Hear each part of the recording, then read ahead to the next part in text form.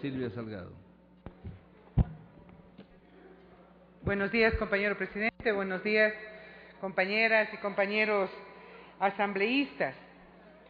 Quisiera partir de dos puntualizaciones que hizo el asambleísta Pedro de la Cruz. La primera, cuando él afirma que el avance de la interculturalidad no puede tener una real materialización si no tiene su base en la reforma educativa, en una educación plenamente intercultural. Me parece que eso es uno de los puntos y argumentos esenciales para este tema que estamos tratando. Y el segundo, el que tampoco puede reducirse que una sociedad intercultural es una tarea fácil, más bien es un gran desafío, y por lo tanto no puede reducirse únicamente a una reforma de una ley. Muy de acuerdo con los dos argumentos que había precisado Pedro de la Cruz.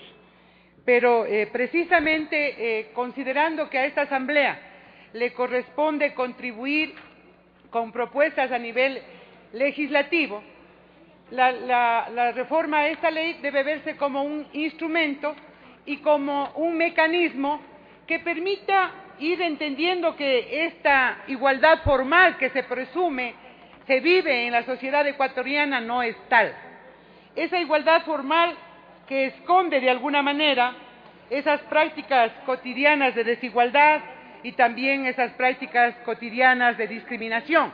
Por eso es importante las leyes, por eso es importante esta reforma, para que evidencie y visibilice la necesidad de que cuando se trate del interés público, cuando se trate de designar autoridades públicas, visibilizar que ese país no únicamente lo conforman individuos, sino también individuos y pueblos que han persistido en representar esa diversidad cultural, como se trata de los pueblos especialmente indígenas, afroecuatorianos, los montubios y, por qué no decirlo, también otras minorías. Yo creo que ante todo lo que se trata de contribuir con esta reforma es garantizar ese proceso que para todos es una responsabilidad. ¿Cómo construimos ese Estado plurinacional? ¿Cómo construimos ese Estado diverso? ¿Y cómo construimos ese Estado intercultural? Entendiendo que la interculturalidad no corresponde únicamente a las minorías, no es responsabilidad de las minorías. La interculturalidad es ese principio que nos corresponde a todos, al Estado en su conjunto y a la sociedad en particular. Estas precisiones son importantes para entender el carácter de la reforma. Y en segunda instancia, no dejar de decirlo aquí en este espacio público, de que esta reforma tiene su motivación precisamente en la Comisión de Fiscalización que la presido, y que fue a partir de un juicio político propuesto por un asambleísta al Consejo de Participación Ciudadana, en donde se evidenció la necesidad de que en la ley esté de manera explícita el cumplimiento de la representación de los pueblos, de las comunidades indígenas, afros y montubias, en las ternas especialmente enviadas por la Presidencia de la República. Eso en primera instancia. Y en segunda instancia también visibilizar que en la Ley Orgánica del Consejo de Participación Ciudadana, que tiene precisamente dentro de su ámbito promover e incentivar el ejercicio de los derechos relativos a la participación ciudadana, debe garantizarse esa representación en los mecanismos. Por decir algo, cuando se designa catedráticos para que elaboren las preguntas en todos los procesos de selección, es precisamente cuando se elabora los contenidos de esas preguntas, esos bancos de datos, en donde tiene que empezar explicitándose esta diversidad cultural que constituye una riqueza en el país. Y eso no lo contempla la ley.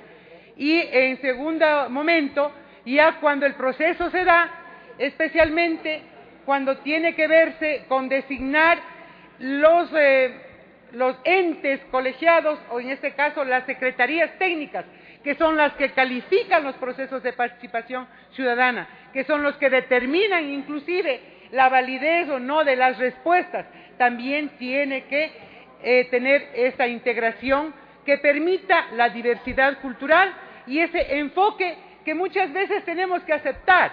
Los mestizos no podemos entender la cosmovisión indígena, por ejemplo.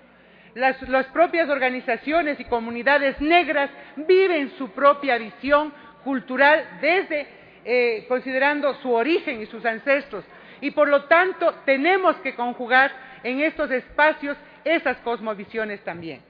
Tres cosas fundamentales entonces estaríamos logrando. Primero, que las ternas que tiene que enviar necesariamente el presidente de la República para elegir determinados organismos de control tengan este ingrediente de representación de la interculturalidad a través de los pueblos indígenas, afros y montubios.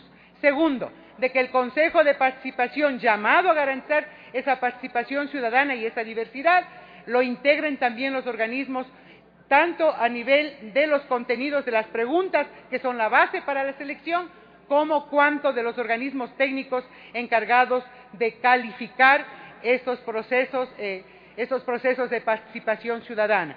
Esto debe ser mandatoria. Hemos comprobado que tal como está la ley actual, en unos casos bien puede decirse que se respetó o se intentó respetar el principio de la interculturalidad. Pero no se trata aquí de buenas intenciones, se trata de que las leyes sean mandatorias y esto contribuya y posibilite especialmente este proceso de construir un Estado intercultural y plurinacional, que no es fácil, que no se logra únicamente por decretos ni por leyes, que va a haber problemas en estos procesos, pero que esa voluntad debe estar explícita en la medida en que se regule y no sea a veces motivo simplemente de decreto de ley y tampoco de solicitar un juicio político cuando las circunstancias inclusive se refieren a procesos y cuando en las propias normas no están de carácter mandatorio.